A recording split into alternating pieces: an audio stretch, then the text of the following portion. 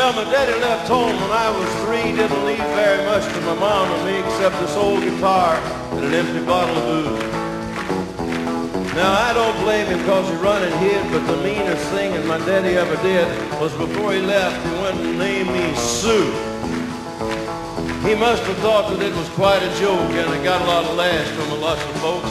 Seems I had to fight my whole life through. Some gal would giggle and I'd turn red, and some guy'd laugh and I'd bust his head. I'll tell you, life ain't easy for a boy named Sue.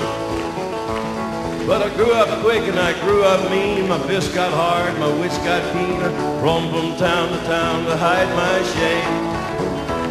But I made me a vow to the moon and stars, I'd search the honky-tonks and bars and kill that man and give me that awful name. Well, it was Gatlinburg in mid-July, and I just hit town and my throat was dry. Thought I'd stop and have myself a brew at an old saloon on a street of mud, and there at a table dealing stud sat the dirty mangy dog that named me Sue. Well, I knew that snake was my own sweet dad from a worn-out picture that my mother had. Knew that scar on his cheek and his evil eye. He was big and bent and gray and old, and I looked at him and my blood ran cold, and I said, "My name is Sue. How do you do? Now you're gonna die." Well, I hit him hard right between the eyes, and he went down, but to my surprise, come up with a knife and cut off a piece of my ear. Then I busted a chair right across his teeth, and we crashed through the walls and into the street, kicking and gouging in the mud and the blood and the beer. Well, I tell you, I fought tougher men, but I really can't remember when. He kicked like a mule and he bit like a crocodile.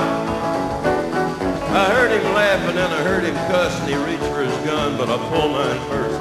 He stood there looking at me, and I saw him smile. And he said, "Son, this world is rough, and if a man's gonna make it, he's gotta be tough." And I knew I wouldn't be there to help you along. So I give you that name and I said goodbye, and I knew you'd have to get tough or die. It's that name that helped to make you strong.